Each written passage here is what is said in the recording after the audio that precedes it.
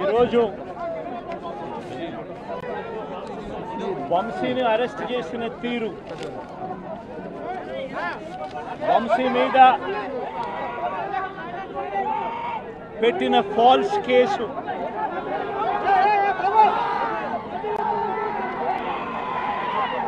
నిజంగా రాష్ట్రంలో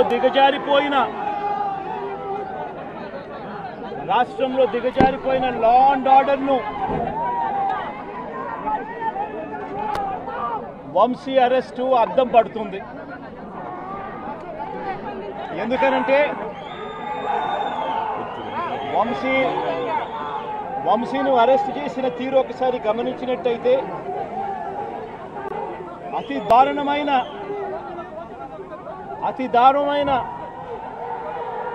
law and order break down కనిపిస్తుంది.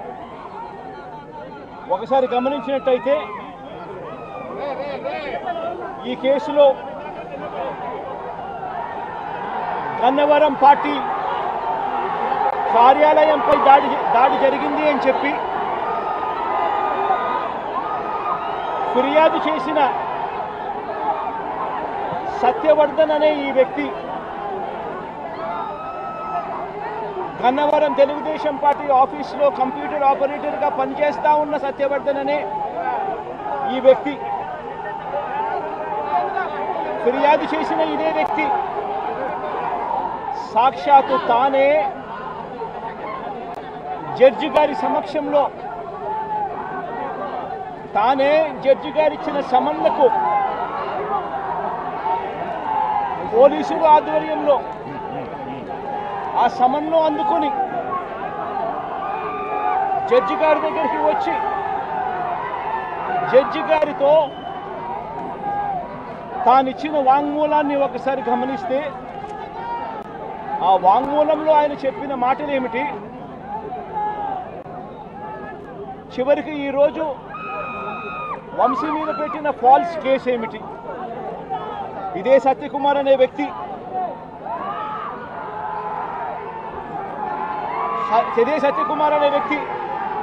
జడ్జి గారు జడ్జి గారి సమక్షంలో సత్యవర్ధన్ అనే వ్యక్తి వంశీ ఎలాంటి తప్పు చేయలేదు అని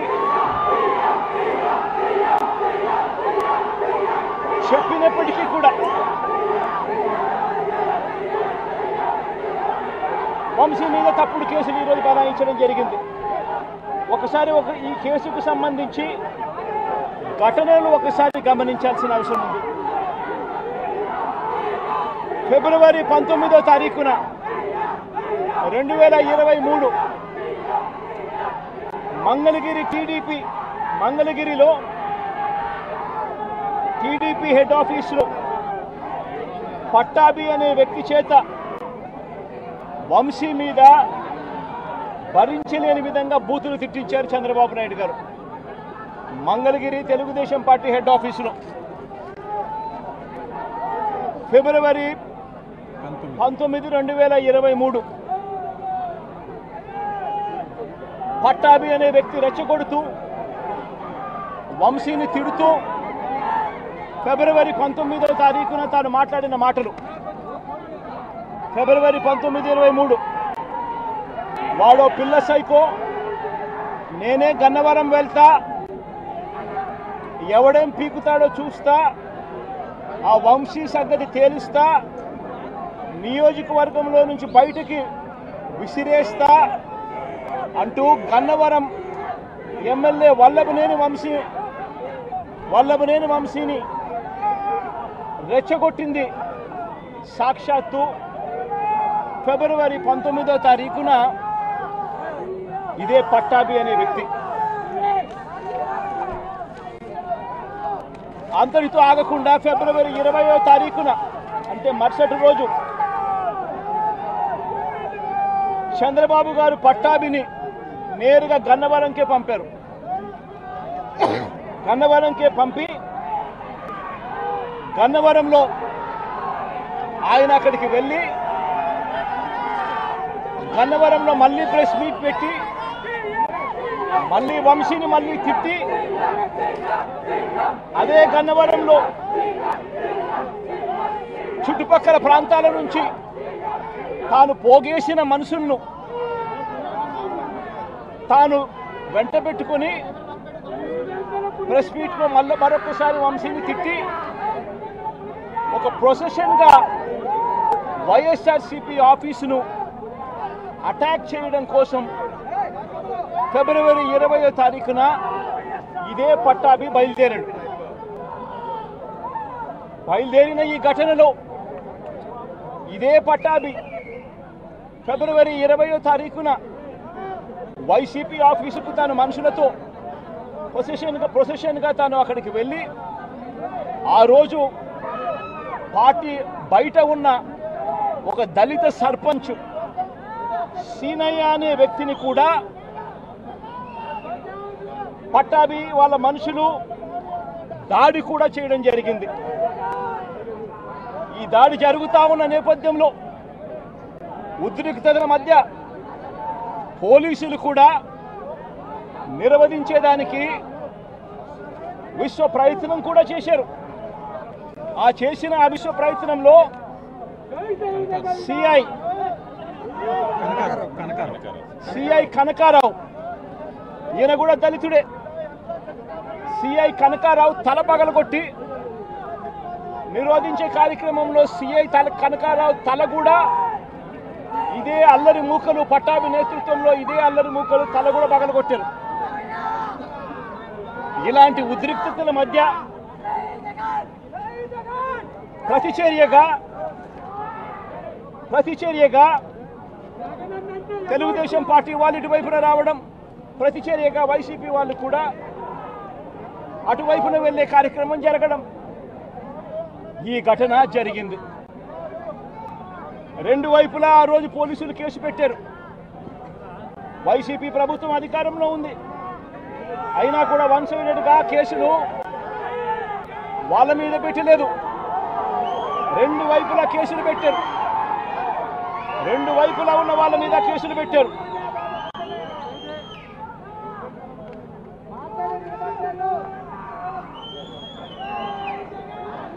తర్వాత గన్నవరం ఘటనకు సంబంధించి అప్పటి పోలీసులు సుమోటోగా టీడీపీ పార్టీ మీద, వైసీపీ పార్టీకి సంబంధించిన వాళ్ళ మీద, ఇద్దరి మీద కేసులు పెట్టారు. ఇదే సమయంలో టీడీపీ వాళ్ళు 3 కంప్లైంట్స్ కూడా ఇచ్చారు, అవి కూడా తీసుకోవడం జరిగింది. కానీ ఈ ఘటనలన్నీ కూడా టీడీపీ ఇచ్చిన కంప్లైంట్స్లో కానీ, ఆ రోజు ఇచ్చిన కంప్లైంట్స్లో కానీ, పోలీసులు పెట్టిన కేసుల్లో కానీ ఎక్కడా కూడా వంశీ పేరు లేదు. కారణం వంశీ ఘటనలో లేడు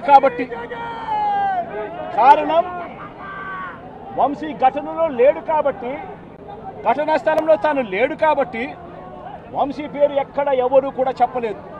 తెలుగుదేశం పార్టీ ఇచ్చిన కంప్లైంట్స్లో కానీ, పోలీసులు పెట్టిన కేసుల్లో కానీ ఫిబ్రవరి 22వ తారీఖున అంటే ఫిబ్రవరి 20వ తారీఖున ఇది జరిగింది. ఇది జరిగిన 2 రోజుల తర్వాత గన్నవరం టీడీపీ ఆఫీస్ ఆపరేటర్గా, డేటా ఎంట్రీ ఆపరేటర్గా పనిచేస్తా ఉన్న సత్యవర్ధన్ అనే ఈ దళిత యువకుడిని మంగళగిరిలోని టీడీపీ ఆఫీసుకు చంద్రబాబు నాయుడు గారు మనుషులను పిలిపించుకొని ఈ సత్యవర్ధన్ అనే వ్యక్తి ద్వారా మరో కంప్లైంట్ కూడా ఇప్పించారు. తెల్లటి కాగితం మీద ఆయనతో సంతకం తీసుకొని మరో కంప్లైంట్ కూడా ఇప్పించారు. దాని ఆధారంగా ఎస్టీ ఎస్టీ కేసు కూడా పెట్టారు. కానీ ఆ ఇచ్చిన ఆ కేసులో కూడా, ఆ సత్యవర్ధన్ ఇచ్చిన ఆ కేసులో కూడా అప్పటికి కూడా వంశీ పేరు ఎక్కడా కూడా లేదు. కారణం వంశీ అక్కడ లేడు కాబట్టి, ఘటనా స్థలంలో లేడు కాబట్టి. ఫిబ్రవరి 23వ తారీఖున సత్యవర్ధన్ నుంచి పోలీసులు ఫిబ్రవరి 23, 2023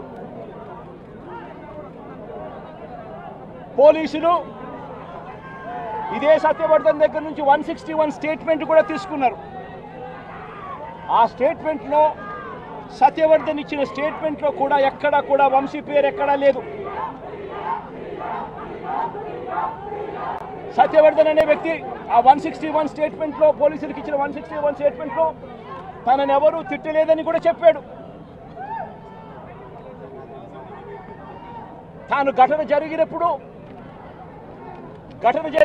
తాను అక్కడి నుంచి వెళ్ళిపోయానని కూడా చెప్పాడు. తర్వాత టీడీపీ ప్రభుత్వం రాగానే వంశీని టార్గెట్ చేయడం మొదలుపెట్టారు. జూలై 10, 2024 ఈ కేసును మళ్ళీ రీఓపెన్ చేశారు. రీఓపెన్ చేసి ఆశ్చర్యం కలిగించే విషయం ఏమి తెలుసా?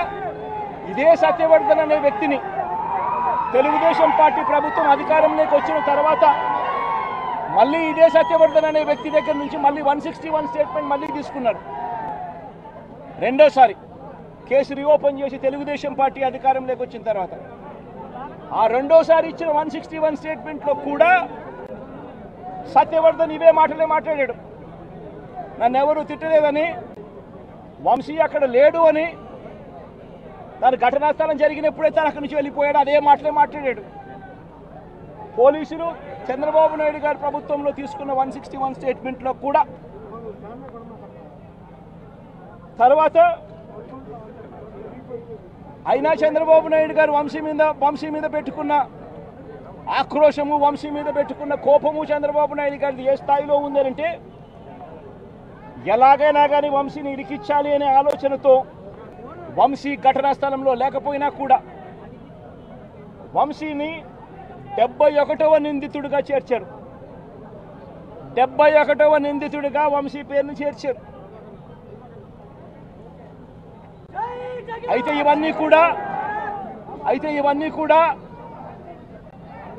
ఇవన్నీ కూడా బెయిలబుల్ అఫెన్సులు కాబట్టి బెయిల్ కోసం వంశీ హైకోర్టుకు యాంటిసిపేటరీ బెయిల్ కోసం వంశీ హైకోర్టును ఆశ్రయించాడు. కాబట్టి చంద్రబాబు నాయుడు గారు ఎట్టి పరిస్థితుల్లోనూ వంశీని అరెస్ట్ చేయాలనే ఉద్దేశంతో, బెయిల్ రాకూడదు అన్న ఉద్దేశంతో చంద్రబాబు నాయుడు గారు కుట్రను ఇంకా ముందుకు తీసుకెళ్లారు.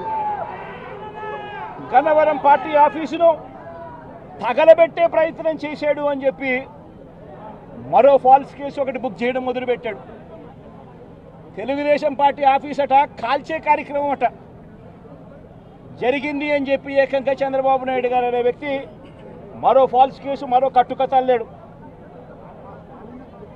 ఆఫీసును తగలబెట్టే కార్యక్రమం చేసినప్పుడు ఆ ఆఫీసు ఎవరిది అని చెప్పి, ఆ ఆఫీసు ఎస్సీ ఎస్టీలకు సంబంధించిన ఆఫీస్ వారిదే ఓనర్లు అయితే అప్పుడు ఇది నాన్ బెయిలబుల్ సెక్షన్స్ కిందికి వస్తుంది, ఎస్సీ ఎస్టీ కేసు పెట్టచ్చు అనే ఉద్దేశంతో ఏకంగా తెలుగుదేశం పార్టీ ఆఫీసు ఎస్సీ ఎస్టీలదని చెప్పి ఇంకో దొంగ కేసు, ఎస్టీ ఎస్టీలదే అని చెప్పి ఇంకొక దొంగ వాంగ్మూలాన్ని కూడా ఇచ్చేశారు ఇదే పెద్ద మనిషి చంద్రబాబు నాయుడు గారు. వాస్తవం ఏమిటంటే తెలుగుదేశం పార్టీ కాలబడింది లేదు. తెలుగుదేశం పార్టీ ఒక ఎస్సీ ఎస్టీకి సంబంధించిన వ్యక్తికి సంబంధించిన ఆఫీస్ బిల్డింగ్ కూడా కాదు. తెలుగుదేశం పార్టీ ఆఫీసు కడియాల సీతారామయ్య గారు అనే ఎస్సీ కాదు, ఎస్టీ కాదు, కనీసం బీసీ కూడా కాదు, చంద్రబాబు నాయుడు గారికి సంబంధించిన వ్యక్తి, ఆయన బిల్డింగ్ అది. అంటే అక్కడ కూడా చంద్రబాబు నాయుడు గారు ఉద్దేశపూర్వకంగా వంశీకి బెయిల్ రాకూడదు అని నాన్ బెయిలబుల్ కేసు కింద దీన్ని మార్చాలి అనే ఉద్దేశంతో చేసిన మరో కుట్ర ప్రయత్నం. మరోవైపు ఈ కేసులో దాదాపుగా 94 మంది మీద కేసు పెడితే చంద్రబాబు నాయుడు గారు నెలల తరబడి వైఎస్ఆర్సీపీ నాయకులు వేధించాలనే ఉద్దేశంతో ఇంకా 44 మందికి ఇంకా బెయిల్ రాకుండా చంద్రబాబు నాయుడు గారు అడ్డుకుంటా ఉన్నారు. ఒక హక్కుగా బెయిల్ రావాల్సిన చోట నెలల తరబడి బెయిల్ రానివ్వకుండా అడ్డుకుంటా ఉన్న పరిస్థితి చంద్రబాబు నాయుడు గారు. ఇదే సత్యవర్ధన్ అనే వ్యక్తి మెజిస్ట్రేట్ దగ్గరికి తాను వచ్చి జరిగిన ఘటన గురించి మెజిస్ట్రేట్ దగ్గర వాంగ్మూలం తాను ఇచ్చేస్తే మిగతా వాళ్ళందరికీ కూడా బెయిల్లు వస్తాయి అనే ఉద్దేశంతో పోలీసులు చంద్రబాబు నాయుడు గారు ఇద్దరు కూడా కుట్ర పన్ని సత్యవర్ధన్ అనే వ్యక్తిని 20 సార్లు మెజిస్ట్రేటు రమ్మని సమన్లు పంపించినప్పటికీ కూడా ప్రతిసారి దాటేసుకుంటూ రాకుండా ఎగరగొడుతూ పోయాడు. చివరికి జడ్జికు 20వ ఇన్నిసార్లు సమన్లు ఇచ్చినా కూడా ఈ మనిషి రాకపోవడం అన్యాయము అని పోలీసుల మీద గట్టిగా జడ్జి తిట్టి ఖచ్చితంగా సమన్లు ఇవ్వండి, నెక్స్ట్ టైం వచ్చేట్టుగా ఖచ్చితంగా చూసుకోండి అంటే అప్పుడు మరుసటి వాయిదాకు సత్యవర్ధన్ అనే వ్యక్తి తానంతటి తానే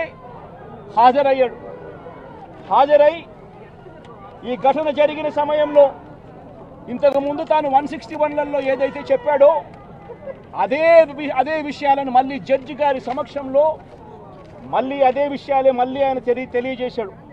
ఘటన జరిగిన సమయంలో తాను అప్పుడు లేడని, తనను ఎవరూ కులం పేరుతో దూషించలేదు అని, అసలు ఈ కేసుతో తనకు ఎలాంటి సంబంధము లేదని కోర్టుకు తాను మొరబెట్టుకున్నాడు. తాను తన తల్లి ఇద్దరు కలిసి ఆటోలో కూర్చొని కోర్టుకు వచ్చామని, తన స్టేట్మెంట్ వెనుక ఎవరి బలవంతము లేదు అని ఫిబ్రవరి 10వ తారీఖు 2025 ఫిబ్రవరి 10 2025 ఫిబ్రవరి 10న జడ్జి గారి ముందర స్టేట్మెంట్ తాను ఇచ్చాడు. ఫిబ్రవరి 10, 2025 జడ్జి గారి సమక్షంలో తాను ఈ విధంగా స్టేట్మెంట్ ఇచ్చేసరికి చంద్రబాబు నాయుడు గారికి లోకేష్కు వీళ్ళిద్దరికీ కూడా మనశ్శాంతి కరువైపోయింది. వంశీని అరెస్ట్ చేయలేకపోతా ఉన్నాము అనే దుర్బుద్ధి వీళ్ళల్లో ఎక్కువ కావడం మొదలుపెట్టింది. వీళ్ళంతా కలిసి పోలీసులతో మళ్ళీ కుట్రబన్నారు. కుట్రబన్ని వీళ్ళు మరుసటి రోజు అంటే ఫిబ్రవరి 11వ తారీఖున వీళ్ళు విజయవాడ పటమట పోలీస్ స్టేషన్లో సత్యవర్ధన్ మీద వీళ్ళు ఒక ఎఫ్ఐఆర్ రిజిస్టర్ చేశారు. ఫిబ్రవరి 11వ తారీఖున సత్యవర్ధన్, వంశీ ఇద్దరి మీద వీళ్ళు ఎఫ్ఐఆర్ రిజిస్టర్ చేశారు. కోర్టును తప్పుదోవ పట్టించారు అని వంశీని, సత్యవర్ధన్ మీద వీళ్ళు తప్పుడు కేసు బనాయించారు. కోర్టును తప్పుదోవ పట్టించారు, తప్పుడు సాక్ష్యం తాను ఇచ్చాడు అని చెప్పి వీళ్ళు ఎఫ్ఐఆర్ రిజిస్టర్ చేసి ఆ ఎఫ్ఐఆర్ రిజిస్టర్ చేసిన కాపీని తీసుకొని పోయి సత్యవర్ధన్ అమ్మను, సత్యవర్ధన్ నాన్నను, సత్యవర్ధన్ అన్నను అందరినీ కూడా బెదిరించి ఫిబ్రవరి 12వ తారీఖున సత్యవర్ధన్ అన్న దగ్గర నుంచి ఒక తప్పుడు కేసు వాళ్ళ అన్నతో పెట్టించారు. ఏమని పెట్టించారు? ఈ వ్యక్తి సత్యవర్ధన్ అనే వ్యక్తిని కిడ్నాప్ చేసుకొని పోయారట. అది ఎవడో చూశాడట. ఆ మనిషి దగ్గర 20,000 రూపాయలు, సత్యవర్ధన్ అనే వ్యక్తి దగ్గర 20,000 డబ్బు ఉంటే ఆ డబ్బులు కూడా లాక్కొని కిడ్నాప్ చేసుకొని పోయారట అని తప్పుడు కేసు. కనీసం సత్యవర్ధన్ అనే వ్యక్తితో మాట్లాడకుండా ఫిబ్రవరి 12వ తారీఖునే కేసు రిజిస్టర్ చేసి ఫిబ్రవరి 13వ తారీఖున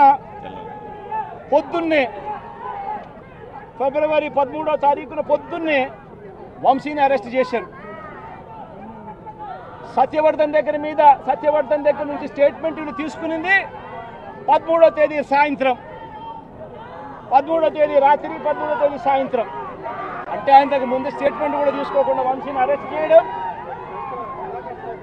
ఆ వర్షన్ను మళ్ళా సత్యవర్ధన్ అనే వ్యక్తితో 13వ తారీఖు సాయంత్రం మళ్ళీ వంశీ ఇలా చేశాడని చెప్పించడం, అది దారుణంగా లా అండ్ ఆర్డర్ ఏ స్థాయిలో ఉంది అని చెప్పడానికి ఇది ఒక పెద్ద నిదర్శనం. నిజంగా నేను చెప్తా ఉన్నా, ఒక మనిషి ఏదైనా తప్పు చేసిన ఆ వ్యక్తిని శిక్షిస్తే పోలీసులకు ఎవరికైనా గౌరవం ఉంటుంది. కానీ ఇవాళ జరుగుతూ ఉన్నది, రాష్ట్రంలో ఏం జరుగుతూ ఉంది, నీకు నచ్చని వాడిని దొంగ సాక్ష్యాలు వీళ్ళే క్రియేట్ చేస్తూ ఉన్నారు, దొంగ కేసులు వీళ్ళే పెడతా ఉన్నారు, దొంగ సాక్ష్యాలు దొంగ కేసులు పెట్టి ఇల్లీగల్గా మనుషులు తీసుకొని వచ్చి అరెస్ట్ చేస్తూ ఉన్నారు. అరెస్టులు చేసి నెలలు జైళ్ళల్లో పెట్టే కార్యక్రమాలు జరుగుతూ ఉంది. నిజంగా డెమోక్రసీ అన్నది ఏ స్థాయిలోకి దిగజారిపోయిందో చెప్పడానికి అందుకే వంశీ కేసు ఒక ఉదాహరణ అని చెప్తా ఉన్నా. ప్రజాస్వామ్యం నిజంగా ఏ స్థాయికి దిగజారిపోయింది అని అంటే, నిన్న కూడా చూసాం పిడుగురాళ్లలో మున్సిపాలిటీకి సంబంధించి అక్కడ జరిగిన మున్సిపల్ వైస్ చైర్మన్ ఎన్నుకునే ఎన్నిక. పిడుగురాళ్లలో 33 మంది ఉంటే కార్పొరేటర్లు 33 మంది వైసీపీనే గెలిచింది. మరి తెలుగుదేశం పార్టీ కార్పొరేటర్ కనీసం ఒక్కడు కూడా లేకపోతే, తెలుగుదేశం పార్టీ ఏకంగా పిడుగురాళ్ల వైస్ ప్రెసిడెన్సీ సీటు ఒక్క సభ్యుడు కూడా లేని ఆ సీటును వీళ్ళు సిగ్గు లేకుండా మేమే గెలుచుకున్నాము అని చెప్పుకుంటా ఉన్నారు అని అంటే, నిజంగా పోలీసులు అనే వాళ్ళు చంద్రబాబు నాయుడు గారి హయాంలో ఏ స్థాయికి దిగజారిపోయి ప్రజాస్వామ్యాన్ని కూనీ చేస్తా ఉన్నారని చెప్పడానికి నిదర్శనం. తిరుపతిలో 49 సీట్లకు 48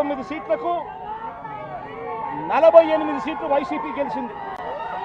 తెలుగుదేశం పార్టీ గెలిచింది కేవలం ఒకే ఒక్క స్థానం. అటువంటి చోట డిప్యూటీ మేయర్ పోస్టు పోలీసుల ఆధ్వర్యంలో తెలుగుదేశం పార్టీ వాళ్ళు కార్పొరేటర్లను కిడ్నాప్ చేసుకొని, బస్సులో నుంచి కిడ్నాప్ చేసుకొని పోయి డిప్యూటీ మేయర్లను మేమే గెలుచుకున్నామని చెప్పి వాళ్ళు ప్రకటించుకుంటా ఉంటే, పోలీసులు ఏ స్థాయికి దిగజారిపోయినారు తెలుగుదేశం హయాంలో అని చెప్పడానికి ఇంకో నిదర్శనం. తుని నియోజకవర్గంలో 30 కార్పొరేటర్ల స్థానాలు 30కి 30 వైసీపీ గెలిచింది. తెలుగుదేశం పార్టీకి కనీసం ఒక్కడంటే ఒక్క అభ్యర్థి కూడా లేడు. మళ్ళీ అలాంటి చోట ఎన్నికలు జరిగితే, అలాంటి చోట వైస్ ప్రెసిడెన్సీని వైస్ని ఎన్నుకునే ఎన్నిక, వైస్ చైర్మన్ ఎన్నుకునే ఎన్నిక జరిగితే వైసీపీకి ఎలాగో వైసీపీ వాళ్ళను దౌర్జన్యం చేసి తీసుకునే పరిస్థితి లేకపోయేసరికి తెలుగుదేశం పార్టీ వాళ్ళు ఎన్నికనే పోస్ట్ పోన్ చేశారు. అంటే వీళ్ళకి అనుకూలమైన వాతావరణం వచ్చేదాకా ఎన్నికలు జరపరు. కోర్టు పర్యవేక్షణలో ఉన్న కేసులకు సంబంధించిన పరిస్థితులు ఇవి. పాలకొండలో కూడా అంతే. వైసీపీకి అందులో 17 ఉంటే తెలుగుదేశం పార్టీకి కేవలం 3. మళ్ళీ అక్కడ వైస్ ప్రెసిడెన్సీ అన్నది వైసీపీకి రావాలన్నా తెలుగుదేశం పార్టీకి రావాలన్నా, కానీ వీళ్ళకి అనుకూలత వచ్చేదాకా పోస్ట్పోన్మెంట్లు. ఇలా ప్రతి సందర్భంలోనూ కూడా డెమోక్రసీని కూనీ చేస్తూ ఉన్నారు. పోలీసులను వీళ్ళు ఇష్టానుసారంగా వాడుకుంటా ఉన్నారు. నేను ఇవాళ ఒకటే చెప్తా ఉన్నా, ప్రతి పోలీసు వ్యక్తికి కూడా చెప్తా ఉన్నా, మీ టోపీ మీద ఉన్న 3 సింహాలకు కనిపించే ఆ సింహాలకు సెల్యూట్ కొట్టడం మొదలుపెట్టండి. తెలుగుదేశం పార్టీ నాయకులకు సెల్యూట్ కొట్టడం మొదలుపెట్టి, వీళ్ళు చెప్పినట్టుగా చేయడం మొదలుపెట్టి, అన్యాయాలు చేయడం మొదలు పెడితే మాత్రం ఎల్లకాలం తెలుగుదేశం పార్టీ ప్రభుత్వమే ఉండదు అని చెప్పి ఇవాళ ప్రతి అధికారికి కూడా నేను తెలియజేస్తా ఉన్నా. రేపొద్దున మళ్ళీ మా అధికారం వస్తుంది. వచ్చినప్పుడు అన్యాయం చేసిన వీళ్ళందరినీ, వీళ్ళ అధికారులందరినీ, అన్యాయం చేసిన ఈ నాయకులందరినీ కూడా బట్టలు కూడా తీసి నిలబెడతామని చెప్పి కూడా ఈ సందర్భంగా తెలియజేస్తా ఉన్నాను. ఎవడిని వదిలిపెట్టేది ఉండదు. ఇదే వంశీని అరెస్ట్ చేసేటప్పుడు సిఐ అన్నాడట, నేను 1.5 సంవత్సరంలో రిటైర్ అయిపోతాను అని చెప్పి. రిటైర్ అయిపోయినా కూడా, సప్త సముద్రాల అవతల ఉన్నా కూడా మొత్తం అందరినీ కూడా పిలిపిస్తామని చెప్పి కూడా ఈ సందర్భంగా చెప్తా ఉన్నా. చట్టం ముందు నిలబడేట్టుగా చేస్తాం, బట్టలు ఊడదీస్తాం, న్యాయం జరిగేట్టుగా చేస్తాం అని ప్రతి ఒక్కరికి కూడా తెలియజేస్తా ఉన్నాం. ఈ మాదిరిగా అన్యాయం చేయడం మొదలు పెడితే మాత్రం ఖచ్చితంగా ప్రజలు, దేవుడు ఇద్దరు కూడా వీళ్ళను శిక్షించే కార్యక్రమం ఖచ్చితంగా జరుగుతుందని చెప్పి సందర్భంగా మరొక్కసారి వీళ్ళందరికీ కూడా చెప్తా ఉన్నాం. అన్యాయంలో భాగస్వాములు కావద్దండి. మీ టోపీ మీద ఉన్న సింహాలను గౌరవించండి, వాటికి సెల్యూట్ కొట్టండి, మీ వ్యక్తిత్వాన్ని కాపాడుకోండి అని చెప్పి ఈ ప్రతి అధికారికి కూడా ఈ సందర్భంగా తెలియజేస్తా ఉన్నాం. సెలెక్టివ్గా కొంతమంది లీడర్స్ని టార్గెట్ చేసి అరెస్ట్ చేస్తూ ఉన్నారు. దాన్ని ఎట్లా చూస్తారు? మన పేరుని కానీ ఇవాళ వంశీ, ఇటీవల కొంతమంది అరెస్ట్, నంది సురేష్, ఇట్లా దాన్ని ఎలా చూడాలి? ప్రజాస్వామ్యం కూలిపోతా ఉంది అని చెప్పడానికి ఇవన్నీ నిదర్శనాలు. ప్రతి కేసు ఇల్లీగల్ కేసే. ప్రతి కేసులోనూ కూడా వీళ్ళే బెదిరిస్తూ ఉన్నారు, అవతలోడు బెదిరిస్తూ ఉన్నాడు అని చెప్పి వీళ్ళే కేసులు పెడతా ఉన్నారు. అసలు బెదిరించేది ఎవరు? ఎవరిని బెదిరిస్తూ ఉన్నారు? ప్రతి విషయంలోనూ వీళ్ళే. పారిశ్రామికవేత్తలను వదలడం లేదు, రాజకీయ నాయకులను వదిలిపెట్టడం లేదు. ప్రతి ఒక్కరిని కూడా వీళ్ళే బెదిరిస్తూ ఉన్నారు, అవతలోడు బెదిరించినాడు అని చెప్పి మళ్ళీ ఎదురు కేసులు పెడతా ఉన్నారు. ఇవన్నీ ఊరికే పోవు, ఇవన్నీ కూడా మళ్ళీ వీళ్ళకి చుట్టుకుంటాయి. చుట్టుకున్నప్పుడు వీళ్ళ పరిస్థితి అతి దారుణంగా తయారవుతుందని మాత్రం ఖచ్చితంగా చెప్తా ఉన్నాను.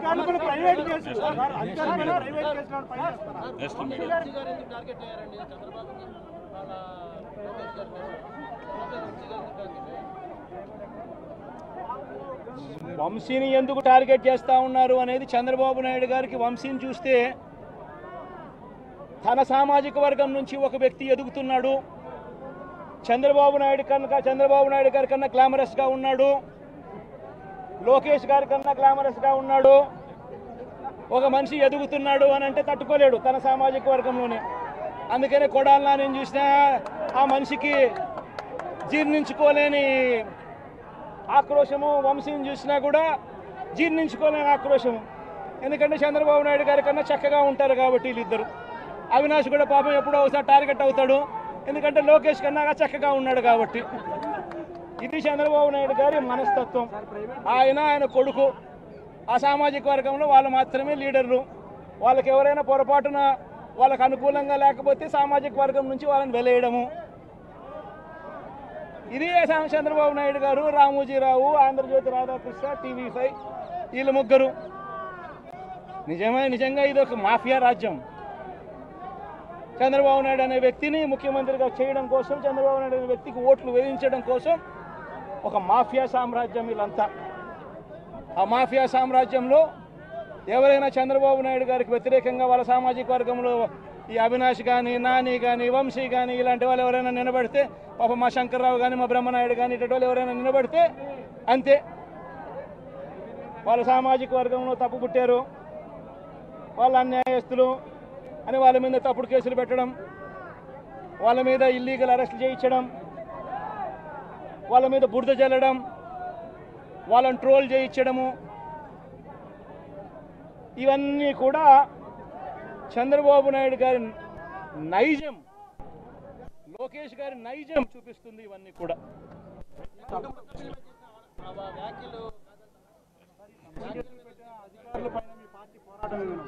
In fact few words